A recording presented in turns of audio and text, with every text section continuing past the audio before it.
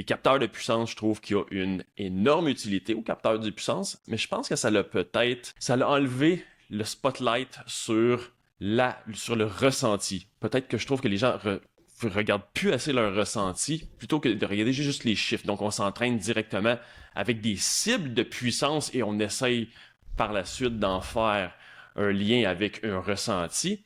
Mais là, toi, tu as carrément fait une étude sur l'idée de prendre ça, de le tourner à l'envers finalement et d'y aller avec des cibles de ressenti pour ensuite voir c'est quoi les résultats en termes de watts. Fait que est-ce que tu peux m'expliquer juste un peu rapidement l'étude que tu as faite? Un des premiers problèmes avec ce que tu exposais là, au niveau de se fier seulement au watt, ben, c'est que souvent on détermine nos intensités de wattage avec un test, un moment de vérité qu'on fait à un seul moment, là. Donc, j'ai fait ça au mois de janvier, mon test de PAM, mon test d'FTP, peu importe comment vous voulez le nommer. On a mesuré Souvent un paramètre. sur un seul écart-temps en plus, donc Exact, ben seulement ça 20 c'est ça. minutes. Soit une PAM, fait que la dernière minute d'un test en palier incrémenté, ou un 20 minutes la moyenne pour avoir notre FTP. Et là, on établit nos zones par rapport à ça. Mais on sait que la forme va varier d'une journée à l'autre de plus ou moins. Ça peut être assez gros, les accords, plus ou moins 30 watts. Donc, si on se fie à ces données-là à la base, des fois, on va peut-être se surentraîner, des fois, on va se sous-entraîner. D'où l'intérêt de revenir à des mesures peut-être un peu plus physiologiques, comme la fréquence cardiaque ou la perception d'effort. Et là, ben, le but de cette étude-là, c'était de voir si c'était pas possible de développer un nouveau genre de test qui, était sous-maximal, donc qui permettait d'être utilisé de manière très régulière dans l'entraînement pour avoir des valeurs à jour, en fait, le souvent, puis éviter le problème de se baser sur une seule valeur qu'on a faite une fois. Il existe déjà des tests, en fait, sous-maximaux là, qui avaient été publiés dans la littérature. Là. Un des plus connus, là, c'est le Lambert Sub-Maximal Cycling Ouais. Test. Donc, c'est un test qui durait, si je me souviens bien, exactement 17 minutes. Donc, c'était des blocs de 6 minutes où on fixait l'intensité par rapport à une fréquence cardiaque, un pourcentage de la fréquence cardiaque max. Les chercheurs ont montré que pour bien interpréter les résultats de ce test-là, il fallait absolument trianguler, en fait, utiliser le wattage au pourcentage de fréquence cardiaque fixe, mais aussi la perception d'effort. Puis là, moi, je l'ai utilisé, ce test-là, en pratique avec des athlètes. La plupart des athlètes, ben, il y avait de la misère à noter parce qu'il fallait noter pour chaque palier la perception d'effort. On note ça ou sur le coin d'une table, sur un bout de papier. Et après ça, quand on interprète ça sur Training Peaks, sur Strava, n'importe où, on n'a aucun endroit, les softwares sont pas programmés pour noter la perception d'effort, sachant que ça prend absolument les trois paramètres, donc fréquence cardiaque, perception d'effort et puissance. L'idée, c'était de voir justement si on peut pas enlever le problème. Donc, on n'a plus besoin de demander la perception d'effort parce qu'on demande aux gens de fournir un effort basé sur leur propre Mm. perception d'effort. On a fait venir des cyclistes au labo, là, 25 cyclistes environ, et on leur a fait faire un test classique. Donc, physiologie de l'exercice, on mesure consommation d'oxygène, on mesure les seuils, par exemple, on mesure la PAM à la fin, toutes les mesures classiques, euh, pour savoir c'était quoi leur vraie valeur, en fait. Et ensuite de ça, ben, on leur a exposé le protocole de test sous-maximal là, qu'on a développé. Donc, ce qu'on demandait aux gens, c'est de pédaler à une perception d'effort modérée, forte et très forte. Donc ça, c'est les termes qui sont associés aux différents chiffres d'une échelle de perception que peut-être tout le monde connaît, l'échelle de perception de Borg. Donc ça va Ouais. de 0 à 10. Modéré correspond à 3 sur 10, forte 5 et très forte 7 sur 10. Et on termine ensuite avec un sprint maximal. Donc pour aller voir notre fonction neuromusculaire, donc est-ce qu'on est capable de mobiliser beaucoup de ressources rapidement, ce qui est un indicateur aussi de fatigue et aussi de performance en cyclisme. Donc, ce qu'on demandait aux gens, c'est sur une base d'entraînement d'ajuster leur vitesse, leur braquet, leur cadence pour aller chercher un effort qui correspond à modéré. Et là, les gens ne pouvaient pas voir leurs données, en fait. Donc, tu ne devais pas être biaisé par rapport à les watts que tu penses que tu devrais pousser à 3 sur 10, etc. Donc, les gens étaient complètement dans le noir. Ce qui, à la base, pour moi, est un test qui est déjà plus complet, ne serait-ce que par la méthodologie d'avoir plusieurs, et non pas juste un 20 minutes ou prendre une prise de mesure, on a des points de référence à différents niveaux d'intensité. Finalement, ce test-là permet de bien mesurer ce qui nous intéresse, mais sans avoir à se pousser à fond. Le test dure 6 minutes d'effort, plus la minute qu'on pédale pas et le Ouais. sprint. Donc, c'est 8 minutes sous max. Et vraisemblablement, ça devrait nous donner le même genre d'informations. Est-ce qu'on progresse? Est-ce que nos paramètres évoluent? Ce qui reste à savoir, c'est est-ce que le test est fiable aussi. Donc là, on a montré que le test était valide, donc corrélait bien avec les valeurs max.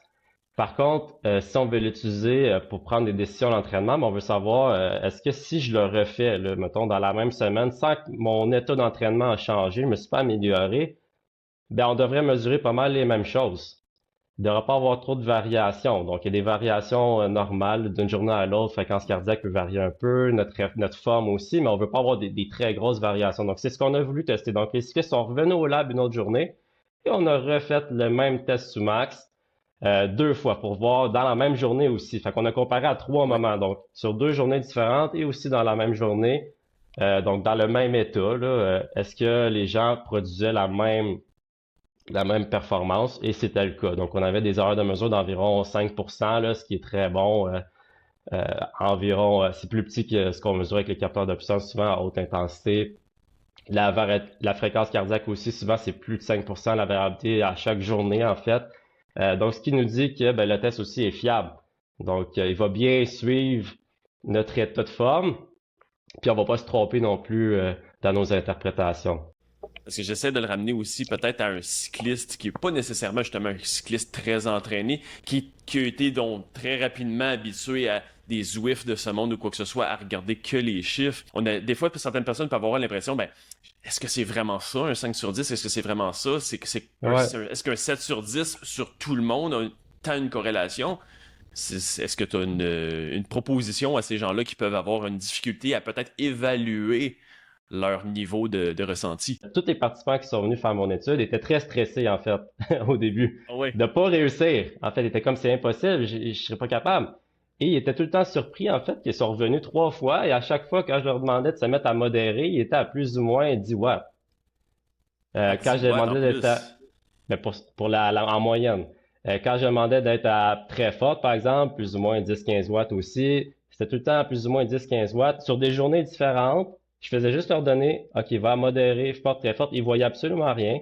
Puis ils étaient capables d'être très, on va dire, constants dans ils produisaient toujours à peu près le même effort au feeling, en fait. Donc, on est Oui. bon. Comme je dis, c'est qu'on l'utilise à tout moment sans s'en rendre compte. Faire ce test-là, c'est d'être capable de peut-être même prendre une décision à la journée même. Donc, si le test a été monté comme un échauffement standardisé, en fait. Donc, on commence, on pédale à modérer pendant 2 minutes.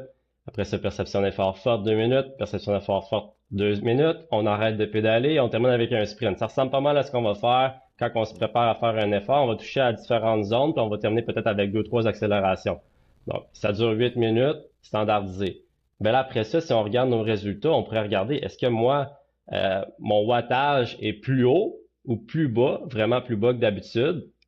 Ben, s'il est plus bas, possiblement que je suis dans une mauvaise journée, j'aurais peut-être laissé faire mon intensité pour aujourd'hui et la déplacer plus tard dans la semaine. Donc, ça pourrait aider à la prise de décision au jour le jour si on le fait en warm-up ou sinon, on peut l'utiliser une fois par semaine dans un moment standardisé pour voir est-ce que notre entraînement est efficace. Est-ce que je progresse de semaine en semaine? Après mon 2 mois, est-ce que mes différentes puissances ou différentes intensités ont progressé comme je le souhaitais ou non? Donc, on devrait réajuster le test. Revenir à la perception d'effort permet de donner la bonne intensité pour la journée, les conditions, l'état de forme du moment, l'état de fatigue.